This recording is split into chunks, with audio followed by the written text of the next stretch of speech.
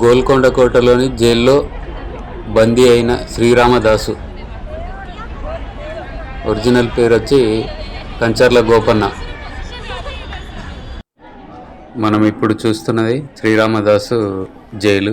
ఈ శ్రీరామదాసు ఒరిజినల్ పేరు, ఇతని సొంత ఊరు వచ్చి నేలకొండపల్లి, ఖమ్మం డిస్టిక్.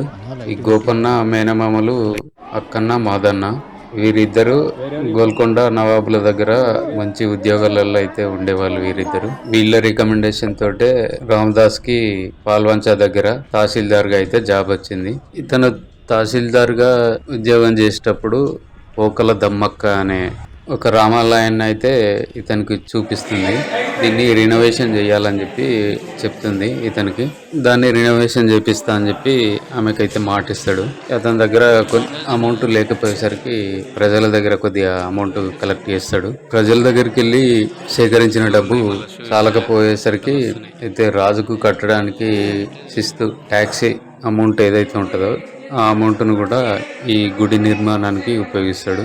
ఈ అమౌంట్ ట్యాక్స్ అమౌంట్ రాజులకు కట్టవలసిన అమౌంట్ను ఉపయోగించేసరికి రాజులకు తెలుస్తుంది. ఇది తెలిసేసరికి అతనికి శ్రీరామదాస్కి జైలు శిక్ష అయితే విధిస్తారు. ఆ జైలే ఇది మనం ఇప్పుడు చూస్తున్నది. జైల్లో వేసినప్పుడు శ్రీరామదాసు అతను ఈ రాయల పైన ఈ విగ్రహాలు అయితే చెక్తాడు. ఆ చెక్కిన విగ్రహాలు ఇప్పుడు మనం చూస్తుంది. 12 సంవత్సరాలు ఈ శ్రీరామదాస్కి ఈ బందీఖానలో ఈ జైల్లో ఉంచుతారు. శిక్ష అయితే వేస్తారు.